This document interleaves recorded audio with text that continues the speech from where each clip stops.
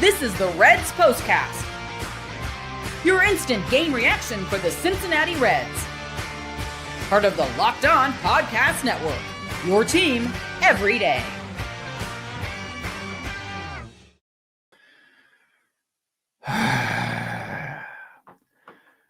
Good evening, Reds fans, and welcome to another edition of the POSTCAST, brought to you by Locked On Reds and the Locked On Podcast Network, your team every day. I'm Tim Daniel. I am a lifelong Cincinnati Reds fan, unfortunately, and I've been podcasting about this team for 5 years at publications such as Late Night Reds and the Riverfront. And if you are still here with me tonight, God bless your soul, because you are hanging out with me as we discuss the Cincinnati Reds probably ending their chances at the postseason tonight with a 6-3 loss. Not mathematically, but we'll get to it. Over to the Los Angeles Dodgers. If you're just checking my show for the first time, welcome. We are so glad to have you. Please be sure to hit that notification button so you can not only get my show after each and every Reds game, but you can get Jeff Carr and Stephen Offenbaker Monday through Friday on Locked On Reds. This episode is brought to you by FanDuel. Football season is around the corner. Visit the FanDuel app today and start planning your futures bets now. On tonight's show, I think we can say the Reds aren't going anywhere. We're going to dive into this is a lot of decisions. We're going to discuss Noelvi Marte's bunt decision, whether that was him, whether that was the bench. I don't care. It was terrible. And what was that lineup they put today? There's a lot to get to. Did you notice? Did you notice at the rundown? Normally I've got something positive in there to say. I'm not feeling very positive after this one, and you can tell by this. So reality is starting to set in. Let's just get to it. This is what you'll be talking about. Remember after they won that second game against the Angels on this road trip, and you thought, oh man, there they go. They're staying alive. They had a shot, this is a West Coast road trip. And in years past, we've seen them have West Coast. I think I really said in one of those episodes, oh, you've seen West Coast road trips pull their season apart. I think it's fair to say that West Coast road trip again pulled the season apart tonight, because in a game like today, where they start off hot, they score the first run of the game, you're thinking, all right, they'll be pretty good. Nick Martinez is going against the Dodgers, and you're thinking oh, okay. This is going to go pretty well. He's pitched pretty well of late. He wasn't bad tonight. I mean, he was fine. You're like, all right, cool. We got ourselves a shot here. Yeah, we did not have ourselves a shot here. And a lot of it is the Dodgers are world beaters, obviously. A lot of it is that you're just going in there every night hoping to God the Mets lose, which is a bad strategy. And a lot of it is just that you do dumb things. And guess what? When you do dumb things come back to bite you in the backside, don't they? There was a lot of dumb things tonight. And there's a lot of just decision-making and thought processes the Reds had tonight that I don't get. And I'm trying my best to keep these for the rest of these next two segments, but there's a lot of things there tonight that I go, what? I have no issue with the fact that TJ Friedl got a day off. I think that's fine. I thought Spencer Steer looked pretty comfortable in the leadoff spot, but I don't know where else that I really liked tonight. Noelvi Marte batting in the middle, playing center field. I'm okay with that necessarily. I think that his athleticism is something that's going to translate pretty well, and maybe that's something we can look at in the future as Friedl kind of gets towards the end of his contract. Elly De La Cruz still playing every day. Peter's still throwing him low and away. He's still falling for it. Love Elly to death, and I have all the faith in the world that Elly De La Cruz is going to be an incredible baseball player. He already is. But at some point, he's got to learn they're going to throw him that pitch, and he's got to figure out to lay off it, because low and inside, he's struck out on that a lot of late, and he's back to striking out a lot of late, and he's give the man a day off. Good Lord. I'm just stopping myself from rant today. Austin Hayes at a homer today. That was cool. That was nice, but this was just a bad day all around. And it's a frustrating day because, like Josh says here, the Mets are back at the groove. you can't go in there every night thinking like, well, hopefully the Mets lose. Because now I don't know if they're going to lose. Tonight felt like it was the straw that broke the camel's back. And a lot of that is give credit to Clayton Kershaw because he is an all-time great. He is a Hall of Famer. One of the 4 or 5 greatest left-handed pitchers of all time. That you can live with. What you can't live with is the errors, man. That Austin Hayes error in the first inning, you felt doomed immediately. It just felt like we've seen this whole darn road trip. I'm so sick of just this falling apart to play defense thing. And Brantley said it right there too. He's like, it's like that's just trying to do too much. And I don't get it. By the way, Sal Stewart homered again tonight in Louisville. The Reds can't get a homer to save their lives. Well, Austin Hayes did hit one tonight. But Sal Stewart's hitting them just fine, and he is not here with the team that is in a wild card race. I'm getting ready to that point. They're, 3.5 out now? I don't know. We got, 29 of these things left. The way they're playing right now, it's hard to come in here and be like, it's going to be okay. They're going to put a run together. I don't think they're going to put a run together. Reality is setting in, and I hate to say it the way I have been because I've done my best all year to be positive and optimistic because there's a lot to like about the roster. There's a lot to not like about the team.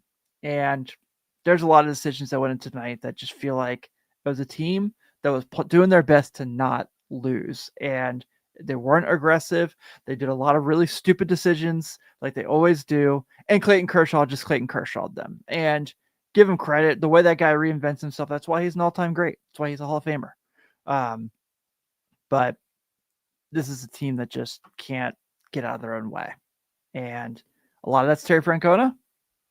I think Terry Francona's brought some good to the Reds, but there's some decisions he's done where there's a lot of bad. And you only deal with what you can only cook with the ingredients you have, but still a lot of decisions out there that just kind of make me shake my head. And we're going to kind of go through all that here in this event as well, because I got to know what the heck happened with this Noelvi Marte bunting decision. It was probably the worst decision of the year between either if there was a Marte decision or a Francona decision. Either way, it's got to be talked about. So let's get to that right after this. The NFL season is almost here, and FanDuel is making sure you're ready for kickoff with a can't-miss offer. Right now, new customers can bet just $5, and if your bet wins, you'll get $300 in bonus bets to use across the app. I love using FanDuel because it fits however you like to bet. Player props, building a same-game parlay, or even jumping live in on the action that unfolds. It makes every game more exciting, whether you're watching your team or just keeping an eye on your fantasy lineup. It's quick, easy, and the best way to add a little more energy to Sundays. So are you ready to play? Download the FanDuel app now by using FanDuel.com to get started. That's FanDuel.com to place your $5 bet. Time to fuel up and turn it up with 5-Hour Energy Transfusion. This grape, ginger, and lime flavored shot brings the iconic taste of the golf course favorite to a non-alcoholic boost. Perfect for sinking birdies or making great memories with friends. It's a hole-in-one for your energy game. Whether you're out on the course or just need a little extra push to power through your day, 5-Hour Energy Transfusion delivers the clubhouse flavor you love without ever leaving the green. Right now, I'm using 5-Hour Energy because the Reds are on the West Coast, and I absolutely needed to get through these late games, especially these Dodgers games, because they start at like 10 o'clock at night. It's a little tough on the body, but 5-Hour Energy is taking good care of me.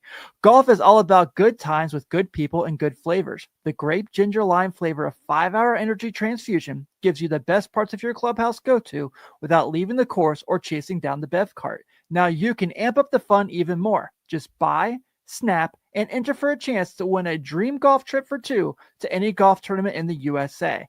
Tee up that trip. Visit the number 5 HEWin.com for full rules and entry. No purchase necessary. Excludes the Masters tournament ends October 31st, 2025.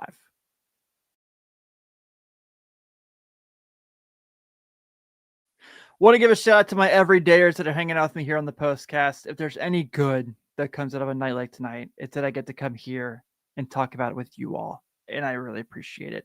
Please be sure to hit that notification button if you want to become an everydayer like our good friends Natty Ron, Joshua Seawack, Nikita, Dave, William.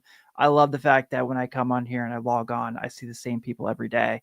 It means a lot to me, especially when they have nights like tonight where you just don't want to talk about the Reds because they crush your soul. But if you do want to become an everydayer like these guys, all these wonderful people, please be sure to hit that notification button. Like I said, you can get my shift every single Reds game. You can get Jeff and Steve Monday through Friday on Locked On Reds. After you're done with that, you can go ahead and check out Locked On MLB Daily. They will watch every single game, so you don't have to. Let's get to tonight's turning point. Time to reveal where the game was won or lost. It's the turning point. I don't know if the Noel V. Marte bunt is the... No, you know what? Yes, it is. It's the turning point in the game. It's the sixth inning. There's no outs. There's runners on first and second. They're down by one, and your best hitter right now comes up to bat, and you take the bat out of his hands. Now, I understand that in the broadcast, they tried to make it seem like that was a Noel V. Marte decision. I don't buy that. To quote the kids, I think that's cap. I think they are capping us here because there's no way, right? There's no way Noel V. Marte, who has no interest in walking whatsoever, who has no interest in taking the bat out of his hands, is going to be doing that, right? That is not happening. And I get if you're going to give me the argument like, well, they were trying to get the runners moving for Ellie De La Cruz. No, they're not. No, that is awful.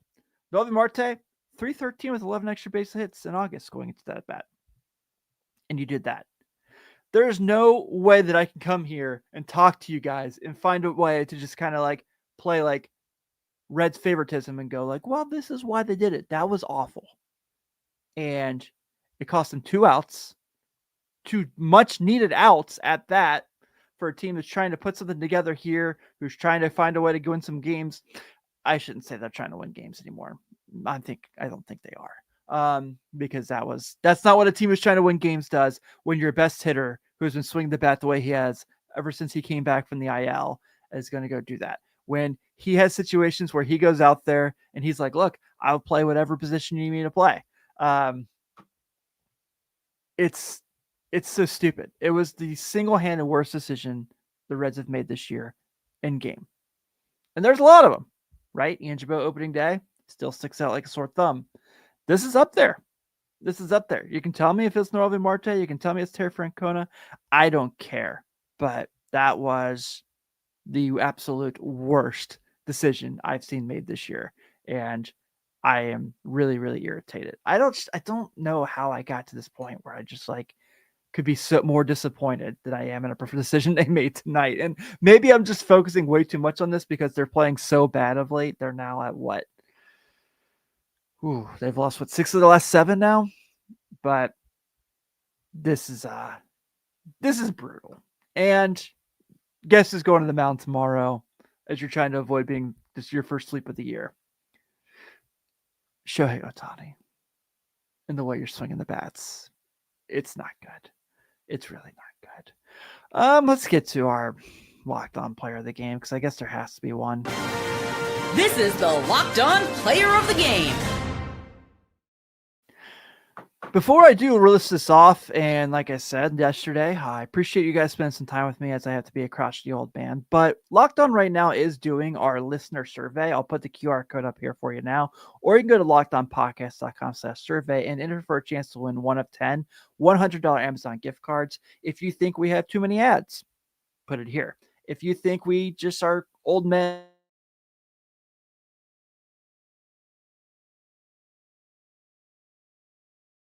time, put it here. If you think my camera is just going to reset it on itself while I'm doing a show, you can put it here on the Locked On survey. Tell us all what you want to hear, what you like, and what you don't like. But before I say that, our Locked On Player of the Game has to be Austin Hayes because somebody had to do it. His 2-run home run obviously brings him within slam range, but still was not enough.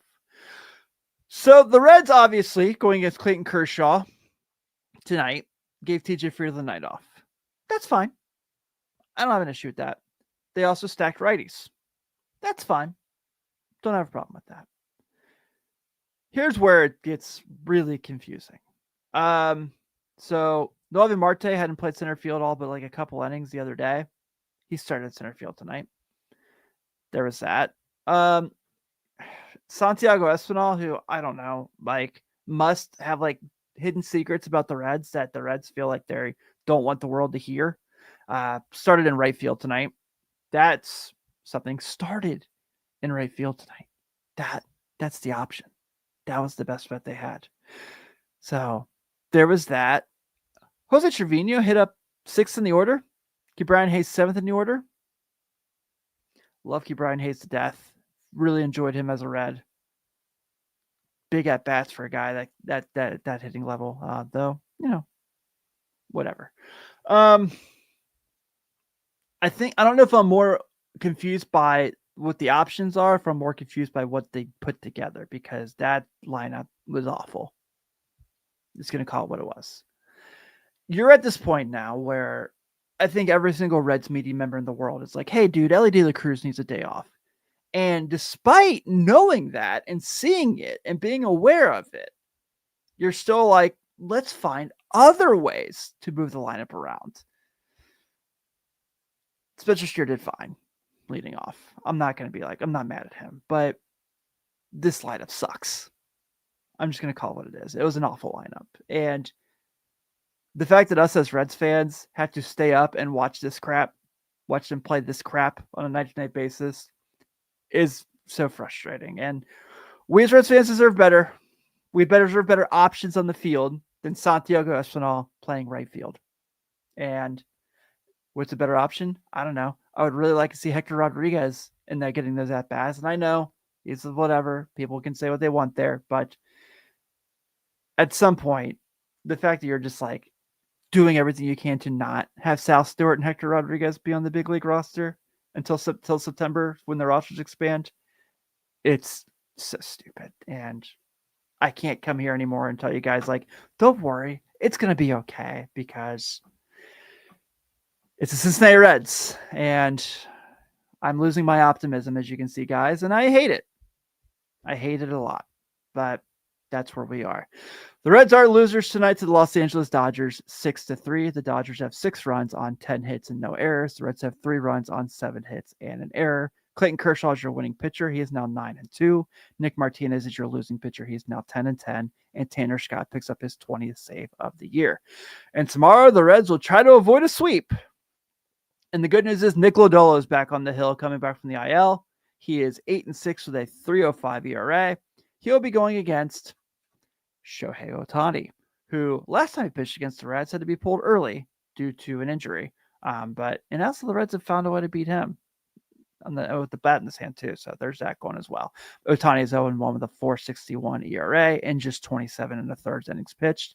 First pitch will be at 8:40, so we're somewhat early. And good news, guys, the end of the West Coast road trip.